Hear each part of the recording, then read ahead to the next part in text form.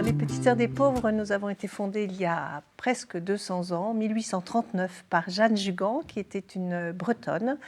Et l'inspiration de Jeanne Jugan a été d'accueillir les personnes âgées, pauvres, dans des maisons de repos pour les soigner et faire famille avec eux et les accompagner jusqu'au terme de leur vie. Nous hébergeons actuellement au Home Saint-Joseph, dans la rue Haute, dans le quartier des Marolles, 90 personnes âgées en ce qui s'appelle maison de repos et de soins.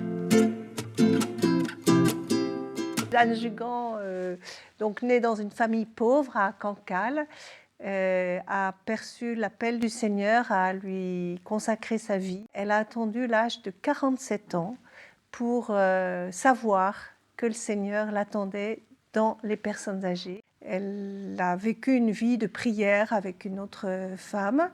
Et puis un jour, on l'a appelée en disant « Une personne a perdu sa sœur, elle va mourir si elle reste seule. » Jeanne l'a prise sur son dos, l'a couchée dans son propre lit et à partir de ce jour, elle a compris que c'était là où le Seigneur l'attendait. Et très vite, les maisons se sont multipliées, des jeunes sont venus se joindre à Jeanne pour accueillir les pauvres âgés. Les jeunes étaient au contact direct de Jeanne Jugan, les jeunes en formation de petites sœurs. Et elle a pu leur inculquer tout cet esprit d'accueil et d'hospitalité des personnes âgées. Et elle est décédée à 89 ans en 1879. Eh bien, ça a été une surprise. Ça a été une surprise, ce n'était pas du tout organisé. Vers 9h15, la bénévole qui était à l'accueil m'a appelée en disant il y a des personnes qui vous attendent à l'accueil, c'est assez urgent, est-ce que vous pouvez descendre? Et je suis arrivée et j'ai trouvé 5 messieurs en costume noir. Et j'ai tout de suite dit, mon Dieu, il y a une catastrophe quelque part, où j'avais une petite sœur qui était sortie. Je dis, est-ce qu'il y a eu un malheur? Et tout de suite, ils se sont, en voyant leur visage souriant et le petit pins qu'ils avaient tous avec le drapeau belge et le drapeau du Vatican, j'ai compris qui c'était. Nous avons une association de laïcs associée à notre œuvre qui s'appelle l'association Jeanne Jugan, qui avait écrit « Ça serait bien si le Saint-Père venait », etc. Et nous n'avions jamais reçu de réponse. Voilà.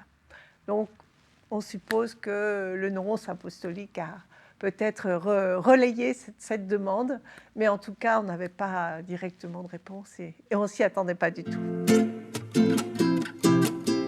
Ça a été j'allais dire une émulation collective où tout le monde a fait le maximum pour qu'il y ait le maximum de personnes qui soient présentes dans cette salle même pour voir le Saint-Père. La première réaction, c'était souvent de l'incrédulité, en disant « mais enfin, c'est pas vrai, vous me faites marcher ». Enfin, bon.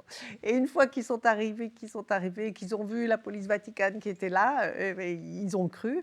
Et la salle s'est remplie, il y avait environ une centaine de personnes. Donc justement, les personnes du Vatican étaient très heureuses et même émerveillées de ce qu'on avait réussi, entre guillemets, à faire, parce qu'ils s'attendaient à ce qu'il n'y ait que quelques personnes. Mais le Saint-Père a voulu saluer chacune d'entre elles. Le Saint-Père a eu peu de paroles. Il a encouragé les personnes âgées en leur disant qu'ils étaient la mémoire, notre mémoire, qu'il priait pour eux et qu'il demandait qu'eux prient pour lui.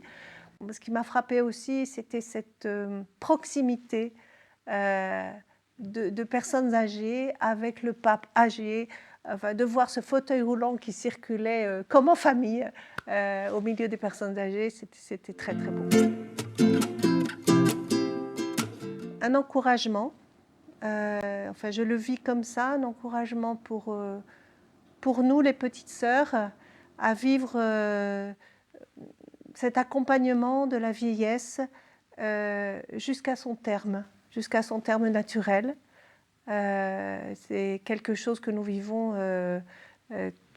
tous les jours et de manière très belle et d'avoir dans notre pays, effectivement, où ce n'est pas toujours facile d'accompagner des gens et de leur expliquer qu'on peut vivre sa mort et être accompagné et être paisible.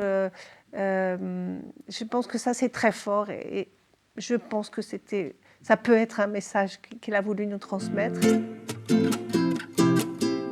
On vit quotidiennement en parlant et en se rappelant l'une ou l'autre anecdote. Mais oui, c'est le mot, pour moi, c'est le mot encouragement. C'est de dire oui, vous êtes. Et le pape, en partant, il était assis dans sa voiture, il m'a fait venir et il m'a dit c'est beau, vous faites un bon travail, continuez, continuez. Pour moi, je reste avec ces paroles dans le cœur et puis je continue ma mission avec joie.